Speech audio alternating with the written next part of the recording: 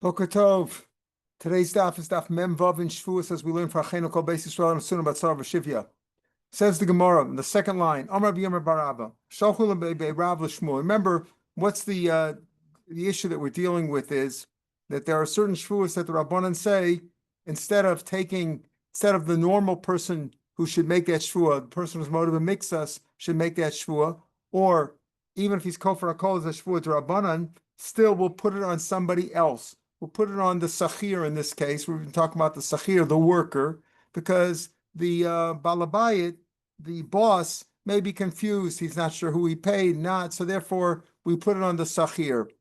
And the similar thing, we're talking about whether it's a boss and a Sachir, a boss and a worker. The same thing would be the person who gave his garment, let's say, to the tailor, the Uman, to fix. So here the tailor is the worker, and the boss, the owner of the garment, he's the boss. So here we've been talking about that same thing. And we said yesterday, and we're going to come out with that idea again today, even though the rabbi said that in certain cases where it's a boss-worker relationship, the worker should make the shvuah, but that's only if the issue was he paid or not?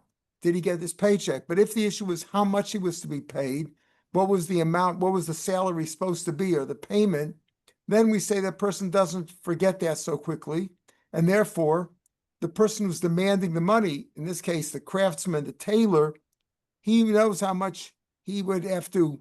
We don't say that he makes the shvuah, but rather he's got to bring proof. But why? Because people remember what they agreed to pay. So if the boss remembered that he was supposed to pay the guy $5 an hour or $10 to fix the suit, he's more likely to remember that. So the Gemara is going back into that question again today. Amar B'Yomer the second line. Shalchu Rav Shmuel. From the yeshiva of Rav, they sent this question to Shmuel. Yamben Rabbeinu, teach us, please. Uman Omer Shtayim. This could be after Rav was nifter.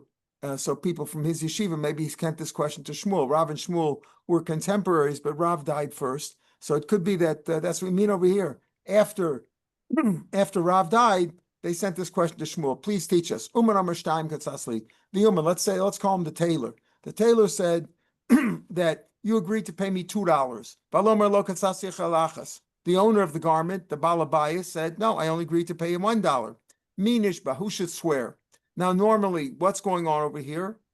The Balabayas is the motive b'mixas, right? He's motive b'mixas. The guy says, you owe me 2. He says, I only owe you 1. Who swears over here? Okay, the Balabayas should swear. He's the motive b'mixas. That's midoraisa. That's daraisa. He should swear, and the Uman will lose out because he didn't have a receipt. He didn't have it written down on paper. There were no edim. So he demanded 2. The tailor demanded 2. The owner of the garment, we'll call him the Balabayas, said 1. So he should swear and that I only owes him $1, and that's how it works. I don't owe you the other $1. So the Gemara says, Ksitzi Vadai Midgar Dekiri Inshi, right? So the Gemara says, so the Balabai should swear. Why? Because Ksitzi Vadai Midgar Dekiri Inshi, meaning, even though we've just said that when it comes to a boss-worker relationship, and this is the same thing, the tailor is the worker over here, we've said that you switch around the shvu and you put it on the worker, but over here, we go with the regular doraisa, motor b'mixas, he swears. That would be the balabayas. Why? Because people remember how much they fixed. I may have forgotten if I got paid or not, because it was all cash payrolls, as we say in those days, everything was cash. But, they had no records, they had no permanent records, but he remembers how much he agreed to pay. More says, really saw Vatani Rabba Bar Shmuel. We had this Gemara yesterday. Kotzatz, if they disagreed about the price. What was the price? Was the price $2 or $1? Hamotz Michvel Varaya. That would mean the tailor, the worker, has to prove how much he that he agreed to do. Do you have witnesses or anything, a document showing that it's $2? Vilo my siraya paka, right? Now you're saying he has to bring proof. That means if he can't bring proof, the debt is canceled. He doesn't have to pay him the $2. Amai. Why do you say meaning the tailor over here, that would be the worker, has to bring proof? Why do you just say it? Why don't you just say the Balabai should swear that he doesn't know him? It's motive mixus. Motive mixus. The one who's motive mixus swears that he doesn't know him. Why didn't you say, Amai? Why do you say that motzim mechavero alavaraya? Amai, why do you say? And if he can't bring proof, the balabais will only pay $1. Yishba balabais, let him swear. V'yafsum, let him lose that way. Let the balabais should swear. Why do you say that the tailor has to bring proof? Say the owner of the garment has to swear. Actually, we mean both. That's what we mean over here. Again, the tailor said we agreed on $2. The balabais said only $1. So here's the point. Either the tailor can bring proof. Do you have a petek? Do you have a receipt? Or Adam? Oh, maybe Ra'avito. Either let him bring proof that it was $2, or we'll fall on the Daraisa Yishba Balabais for Yapsuduman, or the Balabais will swear because he's the Motab Mixus over here. So that's what we mean over here. Either bring proof, or that's like in any case like that. If I demand something, guy says you owe me $100. The other guy says no, you owe me 50. Okay, he has to make a shvua on the other ones. Unless I have proof, I have proof that he owes me $100, and there's nothing to talk about. But is that really the case? Again, you gave your garment to the tailor. The woman says you agreed on $2. Only $1. That's the fight. Kozman should tell us listen to this. As long as he hasn't returned the item, remember the signs at the dry cleaners? Any garment left over 30 days, we're not responsible for. If it's still in the hands of the tailor, well, he's the musik. Let him bring a proof, because the garment, I have the garment right now. I'm the tailor. You don't want to pay me, I'm not giving back to you. He's got to bring a proof. Let's say the tailor returned the garment on time, and now there's a fight about how much to pay in $1, $2. Nishbavanotel. Let the tailor swear to get the money. He's got to swear to get. There's no question that he owes him $1. He agrees to $1. It's about the other dollar, the second dollar. So he says, "Very nishbavanotel." He swears and takes the money. He has to swear and make money. Now we're saying over here that it's really the worker who swears, which means we go back like the Mishnah said, that in cases where there's a worker and a boss, we have the worker swear because the boss is busy. Overs mano, if time has passed, then he wants more. He wants the $2 now. After a while has passed, no. Then you don't expect the balabais to remember. The tailor has to bring proof. But if he returned the garment on time, and now there's a question how much to pay, we say that the worker, meaning the craftsman, the tailor, has to swear. Why don't you just say like you said before? The balabais should swear. It's a motive mixus. He's motive mixus. If he's motive mixus, why do you say over here that the other person, the worker, should swear and take the money, like you saw in the Mishnah? We just said before that in the case where there's a dispute about how much to pay, people remember how much they pay, and therefore you should go with the motive mixus daraisa, where the person who owes the money, that would be the balabais over here, swears, and the tailor should lose out. Why? Because this is something that you said people know what they pay. When it was a question about the ketzitza, about how much to pay, the person remembers that, so leave in the daraisa. Where do you say in the Mishnah that the worker swears? The worker swears where the question was, did he pay him or not? But not where the question was about the amount paid. So according to what you just said, we said so then what's the halacha? Either the tailor brings proof that it was 2, or the balabais, who is the motive mixer, swears that he doesn't owe him any more. So why don't you say the same thing over here? Why did you say over here in this brisa that if he returned the item on time and he wants the $2, the worker can swear? Why? So the Gemara says, what do you mean goes like Rabbi Yehuda? Whenever the shvua is with the balabais, the owner, in this case the boss or the owner of the garment, that's the rule. The rule in the Mishnah is that it's always that way. Whenever there's a shvua that the balabais has to take, we put that on the sachar because he's likely to remember better what took place. The balabais is busy. More says, hey Rabbi Yehuda, where do you see that? Rabbi Yehuda says that the worker always takes the shvua. What do you mean? Rabbi Yehuda in our Mishnah, achmori kamachmor.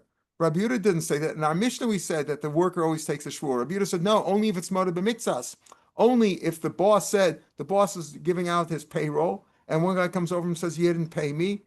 Only if he says, I paid you half, he's moed b'miktsas, then it's a shvur, there's a shvur deraisa that the balabais has to take, and then we put it on the sachir. But if it's not a moed b'miktsas, he doesn't agree to that. Rabbi Yehuda didn't say that. Hey, Rabbi Yehuda, Rabbi Yehuda must see achmor. He's machmer. Rabbi Yehuda's machmer over there, and he says that Rabbi Yehuda Omer ad shtesham mixas hodah. The only time you turn around the shvua and you put it on the sachir, on the worker, the laborer, that's only if there's a shvua daraisa, because the balabais was moda b'mikzah. So then we take that shvua daraisa and we put it on the sachir because he's likely to remember, and the balabais is confused. So you don't see that. The Rabbi Yehuda in the Mishnah is more machmer than the Rabbanan. So why do you say over here this goes like the Rabban, that this we say that the sachir always pays, goes to Rabbi Yehuda. Rabbi Yehuda's machmer. He only says that you put it on the sachir only if the balabais is moda b'mikzah. El Rabbi Yehuda de Brisa. Maybe it's Rabbi Yehuda of this Brisa, the Tanya. Sacher kosman shelo over his mano, as long as the time is not past to pay him yet, meaning the deadline hasn't passed to pass. Harezadish b'venotel, right? That's what Bryce says. The sachir always takes the shvua, again, like we saw in the Mishnah, in our Mishnah, that we turn around the shvua and we put it on the sachir, even though the balabayas is what? If the balabayas denies it or denies partial, says if there's a fight as to who makes the shvua is made by the worker, like we saw in the Mishnah. That's what the Bryce says so far. Im lav. If it's afterwards, he doesn't make a shvua anymore there. Only he's going to remember only within the time for the deadline for payment. We're talking about a regular worker here, not a craftsman where the fight is about the money. We'll see that about the money in a minute. If the guy says how much was the price? When does Rabbi Yehuda says, when does the sachir take the shvua? Only if there was a shvua daraisa, meaning the sachir said you owe me $50 for the day. And the Balab says, Kabalta mehan dinner. You already got a dinner. A dinner is 25 dinners. So he denied half. He admitted to half, and he denied half. Then we turn around the shvua and put it on the sachir. Osha Amrlo Shtam Kazasli, or the worker says we agreed to $2 a day, or $2. Let's say $2 for the day. But I only agreed to pay $1 a day. So in that case, where the shvua daraisa is on the balabais, we turn around and put it on the sachir.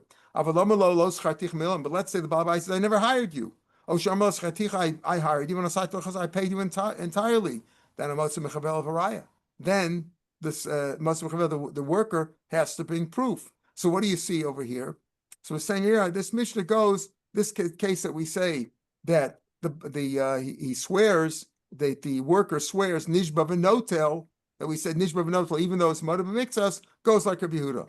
Okay, so we're talking about over here where the nishba v'notel is speaking about where he's admits to the balabais admits to part of it. That's what we said before. The brisa that said naslam ismana nishba v'notel, who does that go like? From Nachman Yitzchak said it goes like Rabbi Yehuda. Rabbi Yehuda in this brisa, this is really say nishba v'notel. Maskor of Shesha Brei David. What do you mean? Ela katzas Rabbi Yehudi v'lo. You're saying that when there's a fight about how much the payment was supposed to be, $2 or $1, that's Rabbi Yehuda? Who says that? Because since the balabayas is what? Is moda to half, right? He's moda b'mikzas. Then we turn the shvur around and put it on the sachir, and not like the Rabbanan?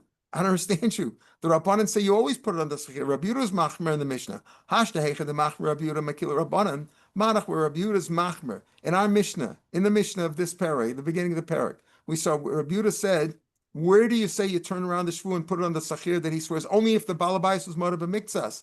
But if he denies the whole thing, as we saw in the brisa over here too, he's machmer. He says no, you don't turn around. You don't let the sachir you don't let the sachir make a shvu. He's got to bring proof. So ma'ajach hashda hechad the machmer Rabuda the Rabbanan are makel. The Rabbanan say in all cases, whether the balabais admits the part or he denies the whole thing, either way you put the shvu on the sachir. So Marach, where Rabbi Yehuda's machmer, the Rabbanan are mekel, and said let the sachir make the shvua. Hech the mekel, Rabbi Yehuda is mekel, machmer Rabbanan, the Rabbanan be machmer. Certainly the Rabbanan would say in a case where the balabais is moda b'mikzas, that you put it on the sachir. Rabbi Yehuda says only when the balabais is moda b'mikzas do you put it on the sachir. The Rabbanan say in all cases you do. So how can you say this goes like Rabbi Yehuda like the Rabbanan? The Elamai Rabbanan goes like the Rabbanan. The Rabbanan that says you put it on the sachir. El Aratani Rabbi Shmuel we had in yesterday's daf. Kotzatz hamotzim mechavel v'raya. Who does that go like? Money Rabbi Rabbanan. We're saying now that if there was a fight about how much the price was supposed to be, was it $2 or $1? There's a fight about that, meaning the balabais is moda that he owes him $1. The guy's asking for $2, whether he's the worker, the laborer, whether he's the tailor, whatever. If there's a fight about that, we say the guy who wants $2 should be osach. Well, that won't go like Rabbanan. Even Rabbi Yehuda says that in a case where it's moda b'mikzas, you turn around the shvu and put it on the sachir, on the worker. and the Rabbanan say in all cases you put it on the Sachir. So who will that go like? In other words, if we're saying here that when a person's moed b'mikzas, the person who gave his garment to the tailor, he is moed b'mikzas, because the tailor says, I want $2, and the guy agrees only to $1.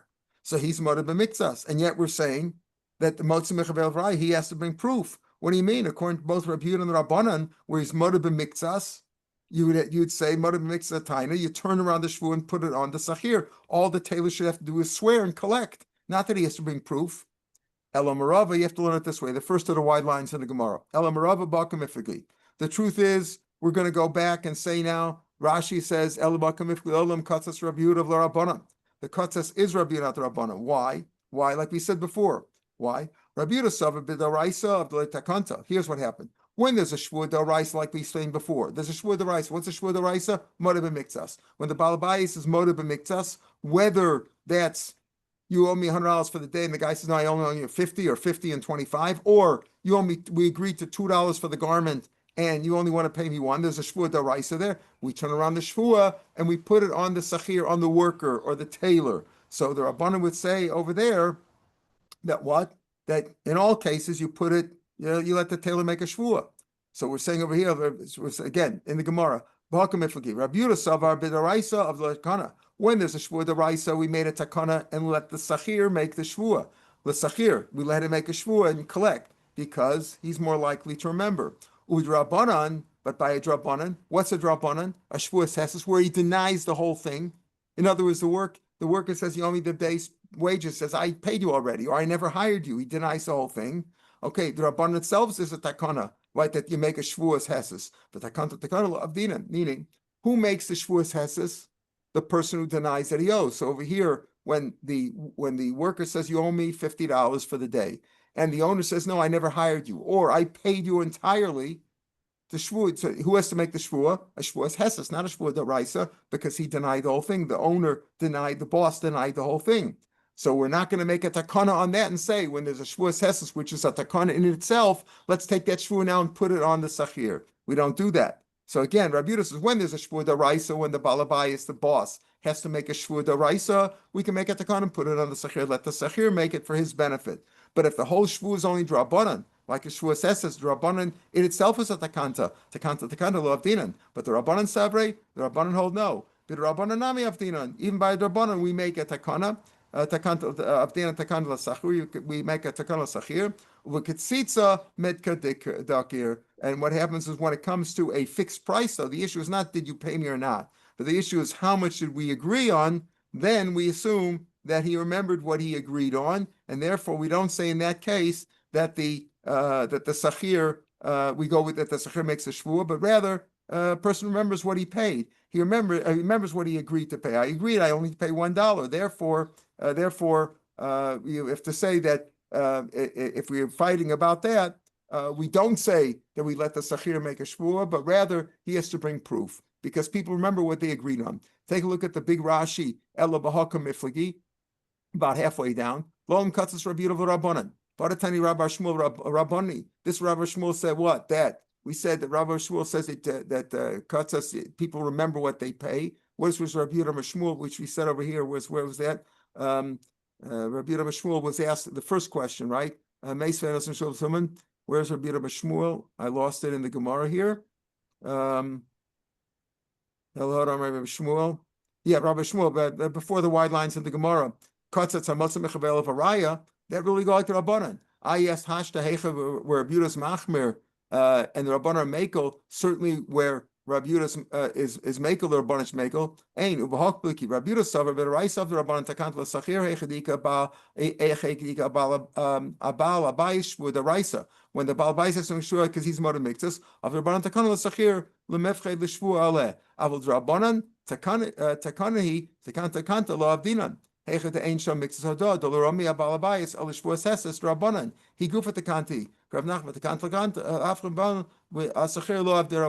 So therefore, we make it in that case. So therefore, we're saying that really everybody can agree that the katzas is Rabbi Yehuda, right? But Rabbanan, Baratani Rabbi Shmuel, Rabbani, what's the difference? The difference is when there's a takana do you make a takana for a takana? But when it comes to katsats, when it comes to an issue of what was the price that we fixed on, not whether I paid you or not, that people remember. So therefore we say, so even though the Rabbanan say, in all cases, when the Sachir says, you owe me, and the Balabai says, I don't owe you either, I owe you half, or I don't owe you anything, we put on the Sachir, except if the issue is, what was the price that we agreed on?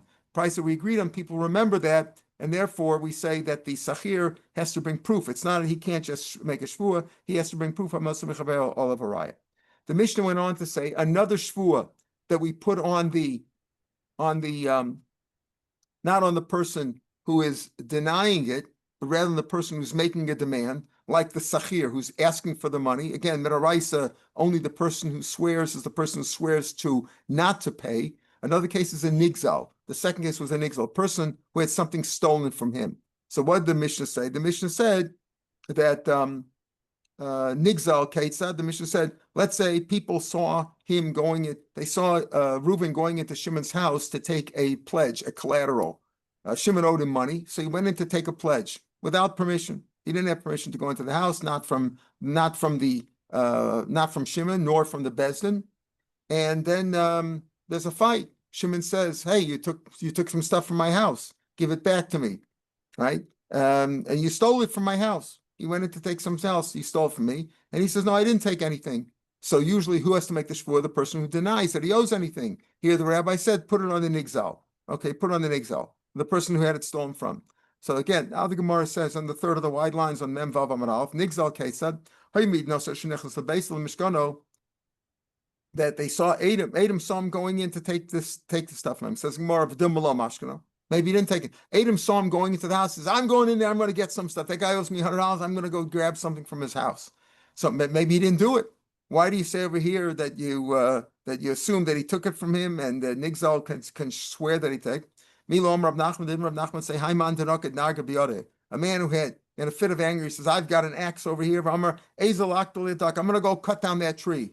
I'm going to cut down that tree, the pine. I'm going to cut down his tree." Later on, you found out, you didn't see him do it, but you found out that the tree was chopped down. Right? The kato, that it was cut down and thrown to the side. Lormin and the who cut it. We don't know for sure he did it. Just because this guy said, "I'm going to do it," that doesn't mean that he did it. So what does that mean over here, right? A person who exaggerates for law of it. Then he says, "I'm going to go kill that guy. I'm going to go cut that tree down." You found the tree knocked down or the guy killed. That doesn't mean he did it. So Achanami the Gazim, beloved, maybe over here he says, "I'm going to go in and I'm going to grab something from his house in a fit of anger. The guy owes me money. He hasn't paid me. I'm going to go grab something." That doesn't mean that he did it. Ema umashkano. Oh, it doesn't mean they saw him going in there to grab something and they didn't see him grab it, but rather they saw him go in there and take something. They saw him go in there and take something from the house and put it under his coat. So why don't you look what he took? He's talking about something that was taken under his garment. They couldn't see what he did. In other words, Adam saw him take something, but we don't know what it was. So in that case, normally the guy says, "You took my item," and the other guy denies it. The guy who denied it can make a shvuas hesses. Here, the Rabbanan turned it around and said, "No, the nigzal, the one who was taken from Shimon, who was stolen from, can make a shvuah." Rabbi Yehuda, this is not going in the Mishnah. This is a new thing. Rabbi Yehuda, similar case though. Ra'u sheitin kelim tachas kanafa. A man went into somebody else's house and he took something under his garment. Not the case of the Mishnah. Just like you just saw them take up the yatsa, and he went out. But Amar, he said, "I bought it. I have something." He said, "What do you got over there?" "I bought something from the guy." The owner of the house says, I lent him something. I lent him my pliers, let's say. I lent him my pliers. But I didn't sell him anything. So we have a fight over here. One guy says, Reuben says that I bought it. And Shimon says, "No, you borrowed it from me." Okay, who do you believe? And he's not believed. The person who took it from him is not believed. That's only if we're talking about a balabayas, the householder who doesn't sell the stuff. I have my pliers. I don't sell pliers. What do I sell over here? The guy asked me to borrow my pliers. I gave him my pliers, right? Let's say you're talking about a balabayas. He sells stuff like that. He's got hardware. He sells hardware. Then the guy can be believed. In other words, nobody had anything written down over here. The guy who's got it says, "I bought it from you." They didn't have anything in writing. They didn't have receipts, but I bought it from you. The other guy says, no, you borrowed it from me. So if the Baal Bais does sell things, right, you wouldn't say, if you walked into a hardware store and you walked out with something, you say, I bought it. The guy says, no, you borrowed it. You don't believe you borrowed it. You sell things over here, right? Even if he doesn't normally sell his items, right? He wouldn't let out. Nami Loman, where do we say that he's not believed? The person who took it out, Reuben is not believed. Loman El Dvarm Shein Dark and the Harkan. If we're talking about something which a person would not normally hide, meaning he'd be embarrassed. If it's something that people normally don't like to expose, so he could be believed to say that. In other words, you have two things. If it's number one, the Baal Bayis normally doesn't sell these things, and it ain't dark and Hotman says Rashi in the second line, ain't no them boshlik them be out of shook. Person will hold it out, so he's not embarrassed to say that, right? Hilkach ain't no nemon he doesn't usually sell. Since he hid it, you could say he's embarrassed to admit that he had to go borrow this item, that he didn't have his own pliers, he didn't have his own knife, or whatever it was. But let's say something that a person would normally he wouldn't show people that he bought this, that he has this item. So if he has it under his garment, and then he could be believed. He says, I bought it. We have this issue over here, right? This is we say that he's not believed. A person, why shouldn't he, if he really bought it, why don't you just hold it in your bag and show people what you bought if you're not embarrassed about it? If you're he could be believed. This that he says he's not believed is only a person who is not modest. In other words, why didn't you expose it? Why are you holding it under your garment like you're hiding it? If a person who's normally modest, that's the way he normally does something. So then he could be believed that he bought it. I just don't have to show off what I bought. Again, that's only, all this is only if the owner says, the Shimon that he took it from says, I lent it to him. The other guy says, I bought it.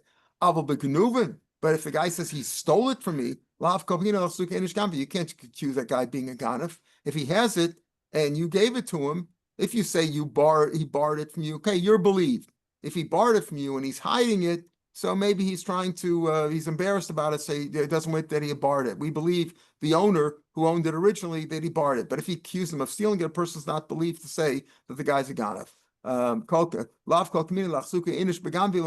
We don't assume that you can't give him a presumption of being a crook. Again, this is only something which normally a person either lends out or rents out. So you could say you believe the owner. If it's something that people would not normally lend out, there are valuables that a person wouldn't normally. Everybody has valuables in their house that they are very fond of, and they wouldn't lend them out. So then the person who took it is believed to say he bought it. I wouldn't lend out things. The Sholach Rafuna Baravin, things that are normally lent out, borrowed out, people lend them out or rent them out. And the other guy said, I bought him in Evan, because it's something normally you lend out. The guy comes into your house and you lend him a pliers, and he says, I bought it. Who's going to sell their pliers to a neighbor? You lend it to the guy, right? So something like that, and the guy says, I bought it from him. He's not believed. Rava had a case of Afik Zuga the Sarvala. He took a pair of, let's say, industrial scissors used, like, say, by a tailor. The Sefer Dagadata or a Sefer Dagadata that people just read from time to time. Miyasme b'dvarmasum hashalaska. What happened over here? A man died and he left orphans. Another guy comes over. Reuben comes over and says, "Oh, you know what? Before the guy died, I lent him my scissors, or I lent him this book. Never returned it." And even though the Yisomim can't make any claim, the guy could be believed because he said that's something that would have been normally lent out. So even though it's from Yisomim, he can collect it even without a shvua. Person says, I have Adam that used to belong to me, and I lent it to the father, and now the guy died. The Yisomim don't know anything.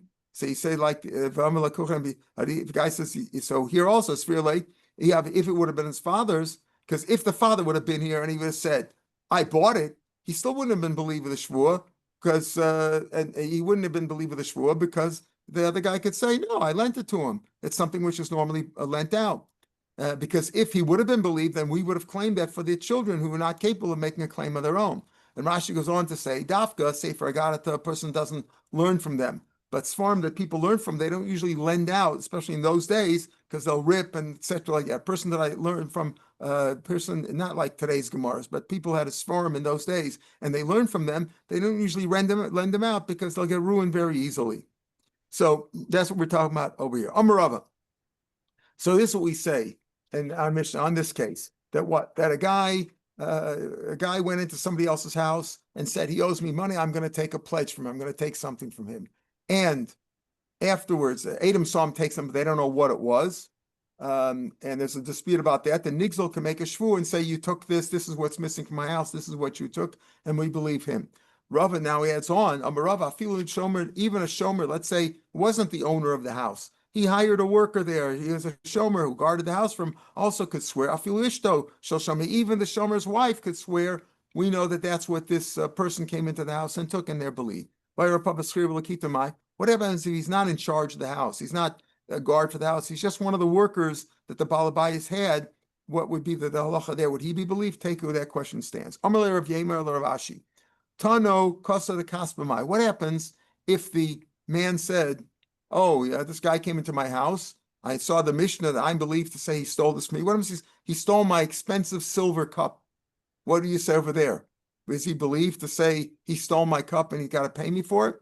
So Gemara says, Chazina, Bezin takes a look at it. If he's a wealthy person that would own silver cups, or he's a trustworthy person that people would, that people would trust them for holding their silver cups. Either he was rich himself, or people trusted him that they would entrust their silver cups with him. Mishtaba, he could swear v'shakal, he could swear like the Nigzal, and it was taken from him, and he could take it. Elo, if he's a poor man, or nobody would give him a silver cup anyway to go watch, then we don't believe him in that case. And as the Rabbanan made this rule about the Nigzal, but not in all cases. The third case that the Rabbanan say, you can swear and take money. Again, Midarais, you only swear to avoid payment. But here you can swear to take money. It was a case of a person who was physically hurt, damaged by another person. What happened over here? So the Mishnah said, Nichbal Ketzad. If you look back at the Mishnah on Mem Dal Amid Beis, people say people had witnesses that Reuben went into Shimon's house. Or Shimon was in Reuben's house, but the point was he was under Reuben's jurisdiction, and he went in there whole, nothing was wrong with him, he was complete. And he came out damaged, and he said, "You damaged me, you hurt me." And the other guy says, "No, I didn't damage you. You hurt yourself. You tripped and fell. I didn't do anything." He could swear and take and get paid. Right, he swears against that. Again, Rabbi Yehuda argued in all his cases only if it was motive b'miktsas, not if he damaged it entirely. Okay, so what's this case? The guy says, "You damaged me," and the other guy says, "No, I didn't damage you." So the guy who was damaged makes a shvuah. Says the Gemara. So the Gemara now says, "Amar Rabbi Shmuel lo shanu ela b'makom sheyachal lechabel ba'atzmo." This that we say that there's a discussion over here. What happened? The guy says, "Look, there's witnesses that he went in there into the guy's house. Nothing was wrong with him. He came out with a big bruise. The guy hurt him, right? And what happened? He says, "You hurt me. You got to pay me." The other guy says, "No, you hurt yourself." So the argument can only be lo shana b'makom sheyachal lechabel atzmo. They can only have an argument at a place that he was hurt in a place that the person could have hurt himself. He could have tripped and fallen, right? Or he could have on purpose hit himself or done some damage to himself. So the other guy says, so the Chovel says, "You damage yourself." The Nechbel says, "No, you damaged me." But if it's some place where he couldn't have done damage to himself, it was in a part of the body that he couldn't have hurt himself, no tishlo b'shvua, then the Nechbel can take him without a shvua. Adam saw Reuben go into Shimon's house, and Reuben came out. I said before, reverse doesn't mean it was Reuben. Shimon. Reuben went into Shimon's house and came out with damaged, came out hurt. And Reuben says, "He hurt me." And Shimon says, "No, you hurt yourself." Right? So we said that Reuben swears that Shimon did the damage to him and he gets paid. But if he was damaged in a place where he couldn't have done it to himself, then he can even collect without a shvuah. So what do you mean a place that you couldn't have damaged yourself? Maybe he rubbed his back, it was on his backside. Maybe he rubbed himself against the wall. He had a bite in the back of his back. He was bitten on his back. He couldn't have done that. It's impossible to do it to yourself. Or between his armpits or on the back of his elbows, someplace where he couldn't have bitten himself behind his back. He couldn't have done that. So in a case like that, then he doesn't even have to make a shvuah. Obviously, there was only two people. Adam saw Reuben go into Shimon's house. There was nobody there but Reuben and Shimon. And Reuben came out with a bite on his back. Obviously, Shimon did it. But maybe somebody else did it to him. They knew there was nobody else there. They were the only two people there. So who did it? So in a case like that, he can collect. Now, of course, like we had before the case of Shimon ben Shattach, you want to kill somebody based on a murder, you got to see it. You have to have Adam. But over here, the Rabbanan said, in a case like this, it's clear. In a money case, you got to pay me for that. It's obvious that you did it. What's the other case? The fourth case of where the person makes a shvuah, even though he's not the one who should have made the shvuah min Torah, right? We said sachir, a nigzal, a nechbal, and shegel chashash shvuah. If the other guy is suspected of shvuahs, meaning Reuben says to Shimon, Yomi $100. Shimon says, I only owe you 50. So Shimon has to make a shvuah deraisa, but Shimon is a known liar. So then Reuben makes the shvuah, right? That's what the Rabbanan took that shvuah. So the Mishnah said, whether the guy is a liar, whether Shimon is a liar because he swore falsely about Eidos, right? Shvuas Eidos that he swore he didn't know anything and he did, and it turned out he did, or Shvuas Sapikado, and he swore he didn't own something, he didn't owe the guy any money, and he did. But even it's a shvuah shav. We learned before, what's a shvuah shav? I swear that this desk is made out of gold or something like that. Something everybody knows is a lie. My afilu shvuah shav. What do you mean afilu shvuah shav?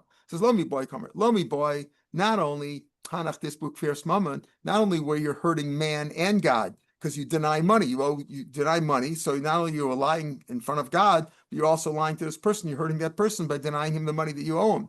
And you lied about it. Over here, you're not hurting any person when you say this wooden desk is made out of gold or something like that, or this is made out of whatever, where it's clearly a lie, but you're not hurting any person. He's a liar, and therefore, even though he has to make a shvuah deraisa, the rabbis took the shvuah and put it on the other person, on his opponent. So more, but let's say now shvuas bita. Why don't you say also if he swore falsely about shvuas bita, where he just swore falsely that he's going to do something or not do something? It says kitani shvuah dekim mishtaba b'shakam mishtaba. We're only talking about shvuas where as soon as you made the shvuah, you're a liar. I swore I don't owe you money when I did owe you money. I swore I don't know Eidos when I do know Eidos. I swear that this wooden desk is made out of gold. That's a lie right away. As soon as I said it's a lie. But by shvuas bita, I swear I'm going to eat the sandwich today. I swear I'm not going to eat the sandwich today. That's not a lie. I meant it honestly. And maybe I didn't fulfill it later on and made a mistake. But I wasn't lying when I made the shvuah. He's swearing in truth. Loktani, we don't talk about that because that's not a chashash shvuah. A person who swore he's going to eat a sandwich today and then he didn't eat it. He forgot about it. At the end of the day, you're going to say that he's a liar. He's not a liar. He meant it, but it turns out it's a shvuah. It's a shvuah speech that he was over on. So tenach ochel v'lo. That's fine if he says I'm going to eat something and I don't eat something. Remember, I swear I'm not going to eat something and I do eat something. Since there's a mice involved, then he's chayiv. If there's Adam, etc., he's chayiv malchus for that. But if it's the shvuah shavaltas, he's not chayiv malchus. Fine. But either way, whether I swear I'm going to eat it or not going to eat it, I'm not a liar. I just didn't fulfill it. But achalti v'lo achalti, Michael, remember. What happens if the shvuah speech? Remember, we had a machlok, so Kiva and Bishmuel. According to Kiva, shvuah speech applies even on the past. I swear I ate the sandwich yesterday, or I didn't eat the sandwich. There, as soon as I swore, I was a liar. I was a liar right then and there. So there, you could include that too.